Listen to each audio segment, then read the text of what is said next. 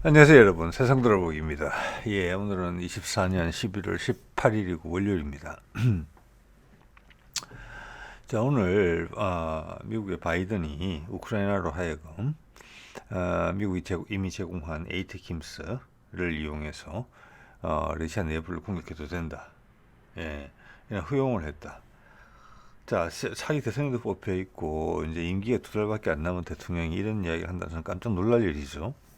근데 감히 이런 내용에 대해서 비판을 하지 않아요, 세상이. 그런데 이건 상당히 위험한 지금 발언이고 세계 3차 대전까지 이끌 수 있는 그런 내용이거든요. 여기서 영국과 미국, 프랑스가 부하 내동하는 모습을 보이다가 멈칫거리고 있거든요. 세계 언론에서는 좀 부드럽게 처리를 하고 있지만 좀 내부적으로는 뭐 미국 내부, 특히 트럼프 진영하고 큰 지금 충돌이 있을 것으로 생각이 되고요. 큰 압박을 가했고 러시아도 비공식 경로를 통해서 큰 압박을 가했을 거라고 봅니다. 그래서 지금 이건 미국 딥스테이트의 뜻도 아니다. 제가 보기엔 그렇게 생각이 됩니다. 그러면 왜 이런 결정을 내렸느냐? 이거는 바이든의 개인적인 광기다.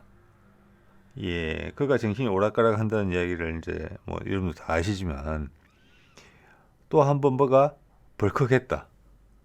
예, 그런 걸로 봐지고 이것을 수습하기 위해서 많은 사람들이 노력하고 있다. 아니, 이 민주사회에 국민이 뽑는 대통령이 과거 전제정권 시대에 전제정치 시대에 왕이 기분 나쁘다고 전쟁을 한다거나 뭐 누구를 몰살한다거나 이런 일을 벌이는 거하고 좀 똑같아요. 예. 그래서 인류의 수준이 어느 정도까지 이르러 있는지, 예. 우리가 과연 얼마나 많이 발전을 했는지, 아니면 퇴보를 하고 있는 것인지, 아니면 그 한계에 봉착한 것인지, 저는 딥스테이트 내부에서 놀랐다고 생각합니다. 이 정도는 아니다라고. 예. 자, 제가 왜 그렇게 생각하는지 한번 말씀을 드려볼게요. 물론 제 개인적인 의견입니다. 네. 자, 이런 기사가 나왔어요. 이거 뭐 여러분들도 나왔을 겁니다. 여러분도 들으신 분 들으셨을 거예요. 바이든이 우크라이나가 아이트킴스 제공한 것으로 러시아 내부를 타격해도 된다. 이게 사거리가 한 300km 정도 나와요. 자, 그러면은 러시아 내부 지금 오늘 나오는 다른 무기 체계들로 보면은 최대 사거리가 500km 정도예요. 수량도 엄청나게 많지 않아요. 또 그리고 그들은 이미 초기에는 몇 번의 성공이 있었지만 그 이후로는 러시아 방공 시스템이 여기에 대해서 감을 잡은 이후로는 많이 격추되고 있어요. 효과가 제한적이에요. 예. 예를 들어서 하마스나 뭐 헤즈볼라가 일반인 로켓탄을 쐈을 때 이스라엘의 그 아이언도명에서 격추되는 것처럼 그런 분위기예요. 자, 그러면서 러시아의 푸틴이 경고했는 대로 지금 우크라이나의 국지전, 내전에 개입되어 있는 국지전적인 형국이고 러시아도 전선을 확대하지 않고 있는 그런 마당에 지난번에 쿠르스크 진공에 이어서 그것도 당연히 나토와 미국이 뒤에 있는 것이죠. 예. 이제는 내부를 공격하게 한다. 그것도 기분이 한번 확 상했다고. 임기 2달밖에 안 남은 대통령이. 어쨌거나 그렇게 된다면 이미 예전에 경고한 바가 있기 때문에 푸틴은 대응을 해야 돼요. 어떤 식으로든지. 자, 푸틴의 경고는 뭐였냐면 좀 이따 구체적으로 말씀드리겠습니다만 자료를 통해서 나토와 미국이 러시아를 공격한 것으로 간주하겠다고 이야기한 것이거든요. 왜? 무기가 미국과 나토의 무기고 러시아 내부를 타격할 수 있는 장사정거리 무기가 또 그거를 운용하는 세력과 운용하기 위해서 필요한 정보가 예를 들어서 인공위성 정보 같은 게 전부 다 나토나 미국에서 오는 정보니까 미국과 나토가 우리를 공격한 것이 맞다. 심지어 우크라이나 군이 관여 안 했을 수도 있다. 거기에. 왜? 우크라이나 군복을 입은 서방과 미군의 군이 그 복잡한 무기 체계를 다루고 있으니까. 그러면 나토나 미국을 치겠다는 이야기거든요. 예전에 경고는 뭐냐? 핵무기로 칠 수 있다. 내가 그렇게 맞으면 그거보다 더 센 걸로 친다. 이렇게 이야기를 하는 셈이니까. 근데 과연 이게 딥스테이트는 트럼프의 승리를 인정까지 해주면서 이 상황까지 온 것인데 이게 이런 갑자기 돌발적인 상태가 발생했다. 이건 딥스테이트 뜻인가? 아니라고 본다는 겁니다. 저는. 이거는 바이든이 무슨 이유에선가 발끈했다는 것입니다. 그래서 그걸 제어를 하지 못하고 언론 보도로 흘러나왔다는 겁니다. 뉴욕타임스가. 그리고 거기에서 간절하게 목을 메고 있는 영국과 프랑스가 들썩들썩했다는 것입니다. 근데 수습하는 국면이 보이거든요. 예, 이거 엄청나게 위험한 한 개인의 감정 분출로 인해서 전 세계가 전쟁의 위기로 돌입할 수 있다. 이것이 현재 인류의 모습입니다, 여러분. 네. 자, 이거 보실까요? 타스에 나온 내용인데 프랑스의 언론 르피가로 예전에는 좀 많이 언급됐던 언론인 것 같습니다. 미국의 발표에 이어서 영국과 프랑스도 그들이 가지고 있는 스톰 섀도우, 스칼펠 같은 미사일입니다. 이거는 내부 공격, 러시아 내부 공격 허용 기사를 올렸어요. 우리도 미국 뜻에 동참한다라고 특히 영국은 반기듯이 따라붙었겠죠. 올렸다가 내렸다는 거예요. 그런데 자, 이게 이상하다는 겁니다. 지금 왜 그랬을까? 이것은 트럼프 진영에서만 반대하는 게 아니고 바이든 뒤에 있는 딥스테이트조차 이건 아니다라고 반대했다는 거예요. 엉거주춤된 거예요, 이거. 자, 여러분 생각해 보십시오. 바이든을 내리고 경쟁력이 심지어 결과적으로 봤을 때는 더 떨어진 부통령인 해리스를 올린 거 또 딥스테이트의 뜻이거든요, 사실은. 단지 선거에서 지고 이기겠다는 게 아니에요. 딥스테이트는 이때까지도 뭐 공화당 대통령이 됐든 민주당 대통령이 됐든 가리지 않고 계속 유지되어 왔거든요. 근데 특히 이번에 바이든을 낙마시킨 것은 뭐냐? 바이든이 딥스테이트이 컨트롤할 수 없는 정신 상태를 가끔 보이기 때문에 그런 거거든요. 지더라도 참고하십시오. 제 생각입니다. 이런 것들은 뭐 잘 보도를 하지 않으니까. 자, 여기에 푸틴의 지난 9월 12일 언급이 스푸트니크를 통해서 언급되어 있습니다. 좀 여러 번 들은 이야기입니다. 제 같은 경우는 정리가 되어 있고 자료를 통해서 또 말씀을 드려야 되니까 이걸 제가 인용해 왔습니다. 이게 뭐라고 그러냐면 제가 의학을 해보면 서방 무기로 좀 전에 말씀드렸네요. 러시아 내부 공격하면 우크라이나전에서 미국과 나토가 관여한 것으로 간주하겠다. 예. 전쟁의 성격이 완전 바뀐다. 이게 3차 세계대전 이야기 하는 겁니다. 내용상으로 봤을 때는 그런 것입니다. 근데 이거는 옛날부터 다 알고 있었거든요. 독일도 타우러스를 우크라이나에 제공하는 여부에 대해서 고민을 했고 우크라이나가 요청을 했기 때문에 그런 게 지난번에 노출이 됐잖아요. 독일에서. 근데 우크라이나군한테 타우러스를 운용하는 방법을 가르쳐주기 위해서는 시간이 너무 많이 걸린다. 그럼 어떻게 하나? 독일군을 우크라이나 군복을 입혀서 보내자. 영국이 그러는 것처럼 이렇게 말을 했잖아요. 그건 이미 러시아도 알고 있는 거예요. 근데 현재까지는 그 무기가 어떻게 사용되고 있느냐면 타우루스를 못 갔습니다. 크림반도 정도로 공격하는 선에서 멈추고 있어요. 크림반도는 왜냐? 우크라이나 영토에 있는데 러시아가 합병을 하는 곳이기 때문에 우크라이나가 그렇게 할 수 있다라고 이제 암묵적인 합의가 있는 거예요. 자, 전쟁의 성격이 완전 바뀐다. 3차 세계대전이 일어난다. 내가 맞으면 맞은 거 이상으로 돌려준다. 돌려줄 때는 나토가 우리를 공격한 것으로 간주하기 때문에 미국이 내지는 나토의 땅에 우리의 보복 공격이 간다. 가장 가능한 대응 방법은 전술 핵탄두다. 이렇게 분위기를 다 풍겨놓은 거거든요, 러시아가. 자, 그렇게 되면 맞은 측에서는 가만히 있겠습니까? 아니잖아요. 예. 자, 그럼 3차 세계대전 이야기가 나온 거예요. 자, 이것은 이제 말씀드린 대로 이미 딥스테이트이 트럼프가 마음에 안 들어서 그걸 걸고 넘어지려고 했으면은 이미 여러분의 기회가 있었어요. 그런데 이것을 넘어간 거거든요. 자, 이 흐름을 인정한 거예요. 거기에는 제가 봤을 때는 쿠르스크에 북한군이 같이 와 있는 거.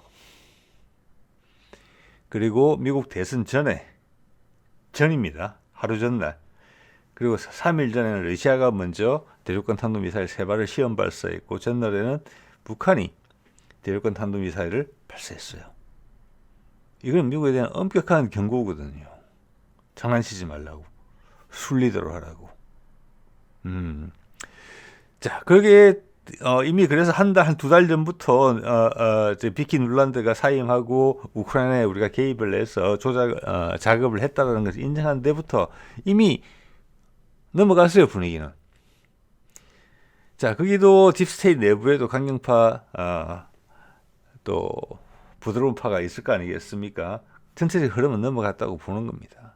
몇 번의 시도를 더 했지만 결국 흐름을 존중하기로 한 것이고, 과거에도 딥스테이트는 공화당과 민주당 후보의 상관없이 살아남았기 때문에 타협점을 찾은 거예요. 저는 그것을 미국의 합리성이라고 늘 말씀드려왔고, 그게 미국의 장점 중에 하나라고 생각한다는 거예요. 예. 근데 그걸 뒤엎는 지금 이야기가 나온 거거든요. 그래서 제가 이건 딥스테이트 이야기가 아니다. 정신이 오락가락하는 조 바이든의 개인적 울컥이다. 이렇게 본다는 겁니다. 네. 자, 이미 2023년 작년 9월 22일 날 이미 이런 기사가 났었죠. 바이든이 우크라이나 에이테킴스 제공 계획 밝혀. 제공했죠. 그 다음 이제 우크라이나 내부를 공격하게 하느냐 마느냐 이런 걸 줄다리기 하다가 얼마 전에 한두 달 전에 쿠르스크 진공을 결정했던 그런 일이 있었죠. 자, 그러면서 미국 선거가 끝났단 말이에요. 그리고 푸틴은 쿠르스크로 진공을 해서 쿠르스크를 회복할 거예요. 네. 자, 왜냐하면은 휴전 협상을 할 때 쿠르스크에 우크라이나군이 있으면 안 돼요. 예. 자, 그랬는데 이번에 이런 일이 발생을 했다. 이때까지는 여러 번 참았는데 이번에 왜 울컥했을까? 바이든이 힘도 없어진 마당에 벌써 수모를 여러 번 겪었잖아요. 자기는 후보 다시 한번 도전하고 싶은 의사가 강했지만 민주당 내부의 힘에 의해서 밀려나서 후보 자리를 박탈당했는데, 그리고 나를 박탈시키고 대신 나간 내 부통령도 선거에서 져서 얼굴이 말이 아니게 된 상황인데 왜 지금 벌컥하느냐. 네. 여기에 대한 제 의견도 좀 이따 말씀을 드려보겠습니다. 자, 에이테킴스죠. 이게 이런 모양을 갖고 있고요. 사거리 290kg, 300kg라고 이야기도 하고, 탄도 중량이 250kg이고, 이것은 그냥 전술 탄도탄이라고 보시면 돼요. 좀 멀리 가는 탄도 중량이 좀 큰 155mm 국사포탄이라고 생각하시면 딱 되겠습니다. 예, 290kg 날아가니까요. 자, 그렇기 때문에 이건 비싼 무기 체계는 아니에요. 예. 막 회피 기동을 하고 뭐 극초음속 미사일처럼 막 속도를 바꾸고 가고 방향을 엄청나게 바꾸고, 이건 아닌 걸로 봐지거든요. 자, 최대 속도가 마하 3이기 때문에 도착할 때는 마하 2, 1 이렇게 떨어질 거예요. 그러면 일반적인 덩치도 작지 않기 때문에 일반적인 대공 미사일로 여기 용이한 형태가 돼요. 예. 자, 2024년 금년 5월 기준으로 100발 이상이 제공이 된 것으로 보이고 이미 여러 발 사용이 됐어요. 러시아에 대해서, 아까 말씀드렸죠. 크림반도에 대해서. 자, 이거는 영국과 프랑스가 공동 개발한 스톰 섀도우고, 영국에서는 그렇게 부르고 프랑스에서는 스칼퍼 미사일이라고 부르는데, 크기나 탄도 중량이나 유도 방식이나 이런 것들이 우리가 도입했고 이미 이제 독일로부터 지금 국산화하고 있는 타우루스하고 거의 똑같아요. 예, 순항 미사일. 사거리도 500km고 탄도 중량 500kg이에요. 자, 이것도 몇 번 사용됐습니다, 이미. 예, 이걸로 이제 달라진 점은 뭐냐면 이들 무기를 이미 다 가지고 있어요. 우크라이나가. 수량이 얼마나 많은지는 모르겠습니다. 엄청나게 많다고는 생각 안 됩니다, 저는. 이걸로 러시아 내부를 공격하겠다. 기껏 해봤자 최대치로 삼아도 수백 발이에요. 자, 그럼 그 수백 발 가지고 러시아를 점령할 수 있느냐? 러시아를 붕괴시킬 수 있느냐? 아니에요. 전혀. 이거는 그냥 대형 포병이라고 생각하시면 돼요.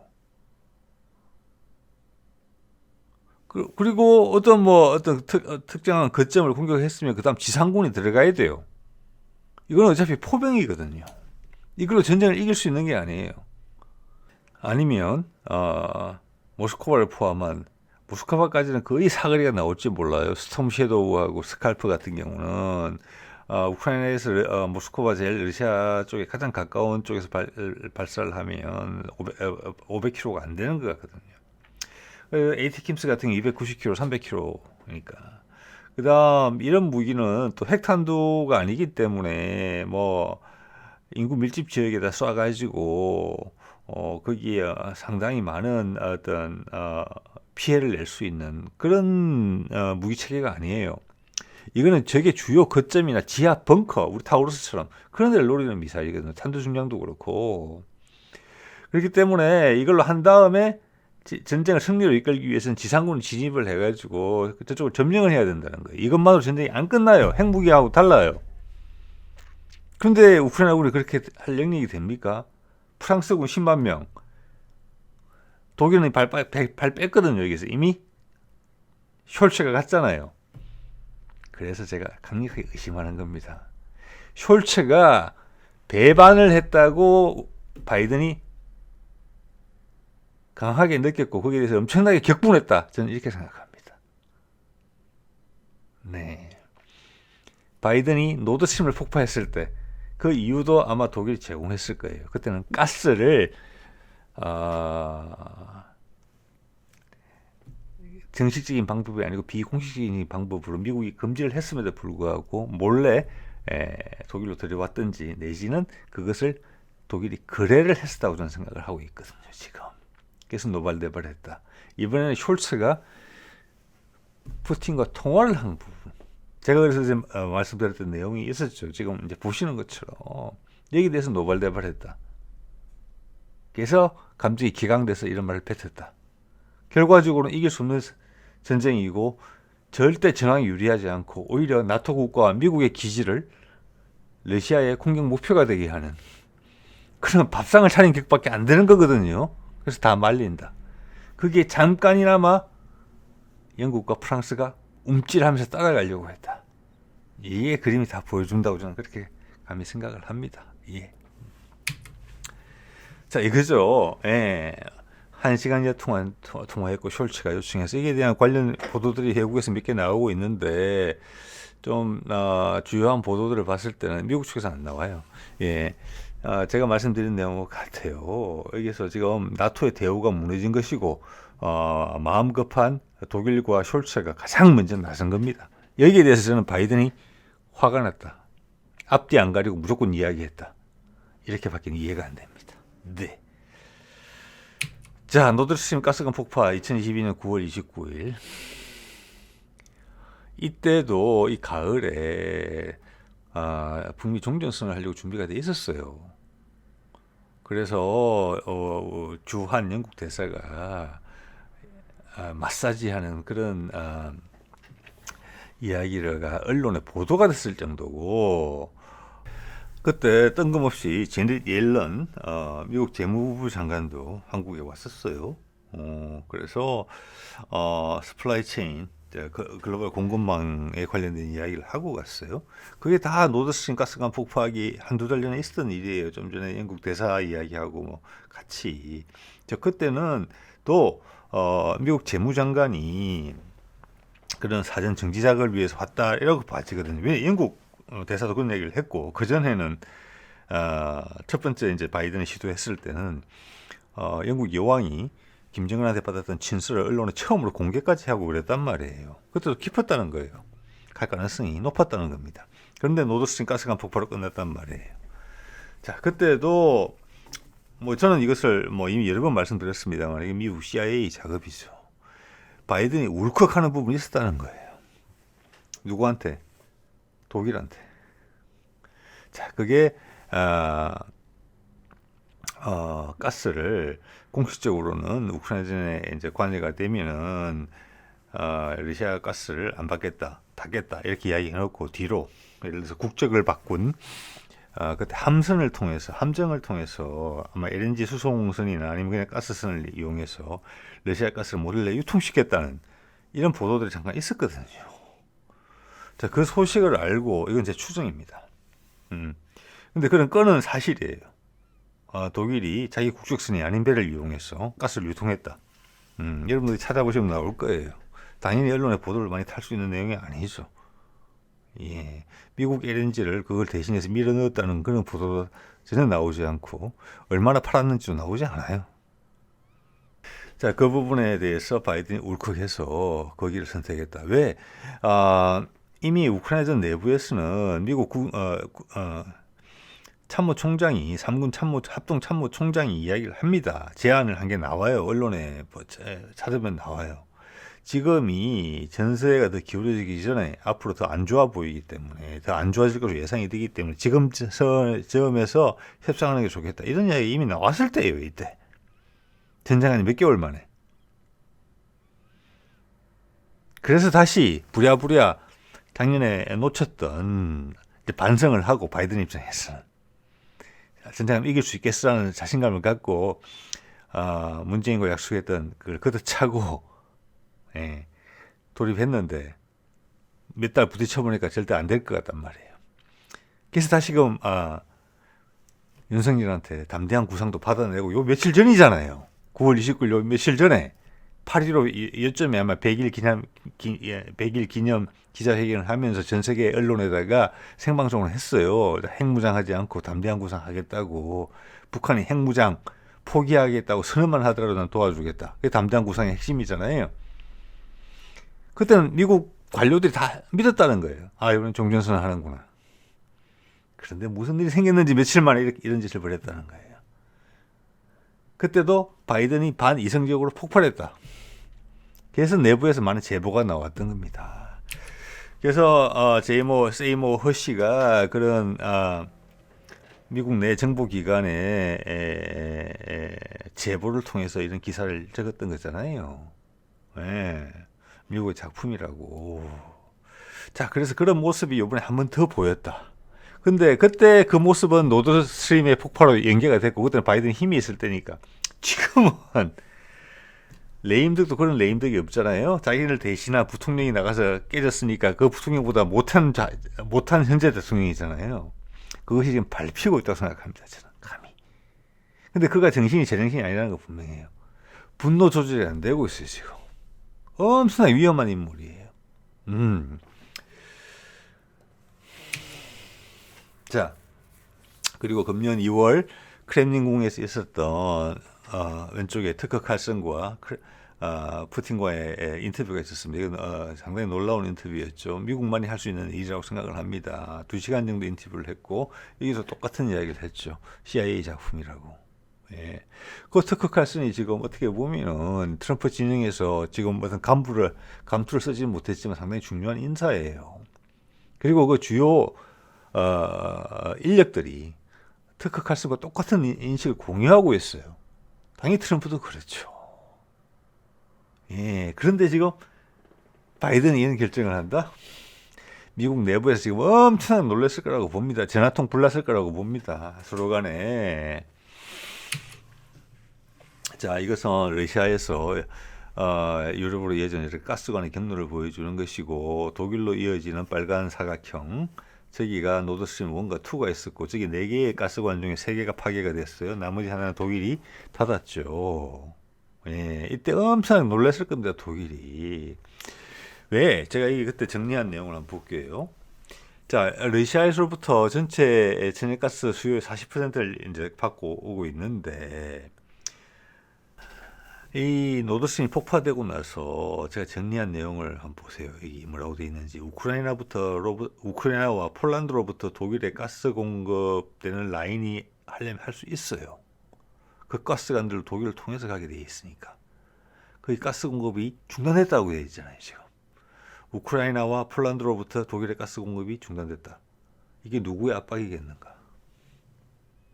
이거는 다 나토의 영향권 안에 있는 지역이잖아요.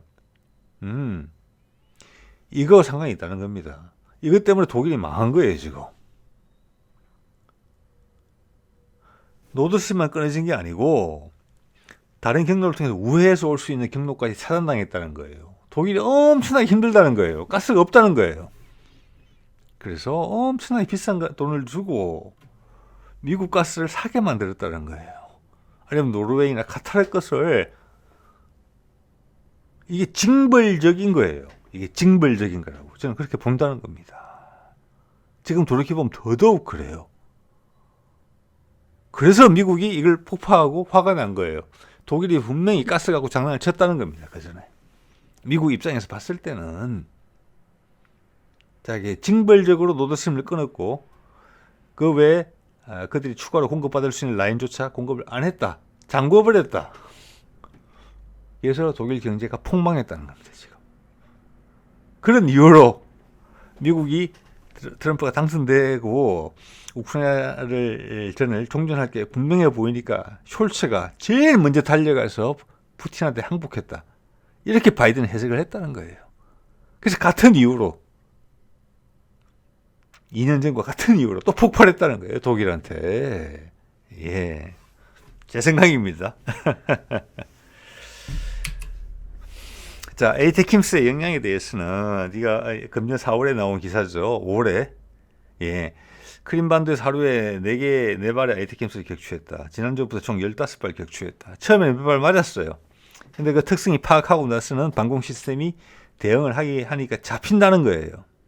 자, 이게 지난번에 이란이 이스라엘 공격하는 것처럼 뭐 100발씩 200발씩 이렇게 한꺼번에 쏴가지고 상대방의 방공망을 포화시켜서 막을래야 막을 수 없게 만드는 그런 게 아니라는 거예요. 제가 숫자라는 것이. 예. 아까 100발 플러스 더 준다고 해봤자 저는 미국 내에서 단기간에 많은 숫자를 생산할 수 없다고 봅니다. 그거는 영국과 프랑스도 마찬가지예요. 그래서 이거는 지금을 쏘면은 미국이 러시아가 알고 있는 거잖아요. 상당 부분 격추당한다고 봅니다. 그러면서 보복은 진하게 당한다. 예. 그 일을 바이든이 벌인 거예요. 결국은 소득이 하나도 없는 것을 아무로 가는 상처를 억지로 긁어가지고 더러운 손톱으로 덧나게 만드는 것밖에 안 되는 거예요. 그러면서 영국과 프랑스가 움찔움찔했잖아요. 그때 속내를 드러낸 거예요.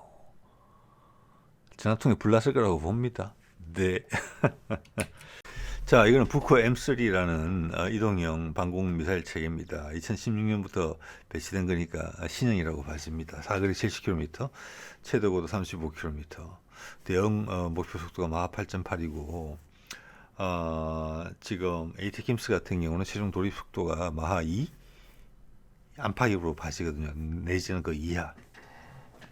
그리고 전술 탄도탄이고 저렴이 무기 체계이기 때문에 이렇게 뭐 회피 이동을 한다거나 이렇게 대응하기가 어려운 그런 미사일은 아니에요. 그래서 충분히 요격당할 수 있다고 봅니다. 예. 자, 그 볼까요? 이게 이제 미국 트럼프 진영에서 나오는 이야기입니다. 트럼프 아들이죠. 도널드 트럼프 주니어 이렇게 이야기하고 있습니다. 처음으로 이런 이야기가 이제 나오고 있어요. 군산 복합체가 트럼프 취임 전에 3차 대전을 일으키려 한다. 이것은 엄청나게 극단적인 발언이에요. 자, 트럼프는 제가 보기에는 그가 제가 모든 그의 언급을 들은 건 아니지만 유세 과정에서 3차 대전이 된다. 바이든이나 해리스가 당선되면 많은 사람들이 죽고 있다. 우리는 전쟁에서 벗어나서 나올 것이다. 예, 그 전쟁을 지원하는 돈을 가지고 미국을 더 살찌우는 데 쓰겠다. 이 정도 표현을 했지. 군산 복합체란 말을 안 했어요. 왜? 이걸 그만큼 예민한 단어라는 거예요. 그런데 상황이 여기까지 처해지니까 그의 아들이 군산 복합체라는 말을 쓰고 있잖아요, 지금. 자, 이것은 강력하게 트럼프 진영에서 압박을 넣었다고 봅니다. 그 말의 진위 파악부터 해가지고. 예. 자, 그리고 이런 기사도 연이어 났네요. 취임을 하면 이번 결정에 대해서 조사할 수 있다. 벌을 줄 수 있다는 이야기입니다. 트럼프가. 이거 이상으로 무슨 말 할 수 있겠습니까? 지금 대통령은 바이든이니까 바이든이 결정을 내린다. 근데 미국의 이해관계와는 엄청나게 동떨어져 있다. 더 큰 사단을 낼 수 있다. 그래서 경고하는 겁니다. 이거 이상으로 트럼프가 무슨 경고를 할 수 있겠습니까? 너희 한두 달 있다가 내 조사받을지 몰라. 알아서 해. 이런 이야기를 한 것이고, 또한 러시아에 대해서 이것은 우리가 잘못 판단하는 것이다. 문제가 있는 판단이다. 혹시나 뭐가 날라오더라도 그 전에 우리랑 이야기를 하자. 이런 정도의 제스처라고 생각을 합니다. 자, 이건 최선을 다해서 움직이고 있다고 보는 거예요. 그래서 비선을 통해서 서로 많은 전화통이 불이 났을 거라고 봅니다. 러시아와 미국, 영국, 프랑스에. 특히 영국은 아쉬운 군침을 삼겠다고 봅니다. 네. 자, 미국의 현실은 이렇거든요. 이걸 제가 독립적인 내용으로 다룰까라고 제가 생각을 하고 있었던 부분인데, 이게 뭐냐면은 지금 미국 국방부의 실명과 사진을 거론하면서 나온 이야기예요. 우리가 후티를 상대해 보니까 그들의 무기 체계가 발전하는 속도가 놀랍더라. 이런 것을 자인하는 내용이에요. 위에 아래 다. 제가 제 채널에서 여러 번 말씀드립니다만은 후티를 제압할 수도 없어요. 그들이 쏘는 미사일을 막아주실 따름이에요. 그것도 완벽하지도 않아요. 숫자를 늘리면 못 막아요. 미국의 이지스 구축함이 한꺼번에 막을 수 있는 미사일 숫자가 몇 개가 되겠습니까? 최신이 아니에요. 그들도 제한적이에요. 우리가 생각하는 뭐 A사 시스템의 이런 아시다시피 지금 뭐 스파이 레이더 지금 기존에 구축함에 쓰고 있는 것들은 다 폐사 방식이에요. 중간 유도를 해줘야 돼요. 일루미네이트를 가지고 몇십 년 전에 우리한테 날아오는 대함 순항 미사일이 뭐 대여섯 발, 일곱 여덟 발 이 정도일 때를 예측하고 만들어진 방공망이에요. 근데 지금 아니에요. 이란만 보셔도 드론 쏘죠. 일반적인 탄도탄 쏘죠. 거기다 극초음속 쏘죠. 후티도 그렇게 할 수 있다는 이야기를 미국이 하고 있는 거예요. 봐주고 있다는 거예요. 우리 이지스 구축함 공격하려면 충분히 할 수 있다. 지금 맛보기로 한 발, 두 발, 세 발, 네 발 이렇게 쏜다는 거예요. 요격당할 거 알면서. 즉 그 말은 우리가 그러면서 도수를 높여가요. 갈수록 요격하기 어려워지겠죠. 예, 우리가 그거 하면은 우리도 포화 공격할 수 있다. 이걸 충분히 미국이 이해하고 있다고 봅니다. 지상군 파견해가지고 후티를 점령할 수 있느냐? 절대 안 되죠. 자, 그런 상황에서 이란을 공격한다? 안 돼요, 그것도. 근데 그것도 안 되는 게 지금 뻔한 상황인데, 그건 미국 군에서 실무 차원에서 인정하고 있는 분위기예요. 자, 그런데 ATACMS 몇 발 쏴가지고 러시아와 전면전을 간다? 그게 가당키나 한 소리냐? 그렇기 때문에 진화통이 불이 나고 바이든이 거의 어떻게 됐는지 모르겠습니다. 다음에 언론에 출연할 때 어떤 모습을 보일지 뭐 자택 감금이라도 당한 거 아닌지 모르겠어요. 지금 분위기로서는 그래요. 예. 자, 그가 지금 뉴욕 타임스 보도만 나왔고 그가 직접적으로 언급한 내용은 안 나오고 후속 보도가 없어요. 그러니까 이것은 뭐냐면 그가 그 말 한 건 사실이에요. 근데 그걸 국방장관이나 뭐 국무장관이나 또 내지 뭐 나토 사령관이나 나토 사무총장이나 이런 거 입을 통해서 뭔가 전달되는 과정에서 잘렸다. 이렇게 저는 감히 생각을 해봅니다. 자, 오늘 이 정도 말씀을 드려볼게요. 네.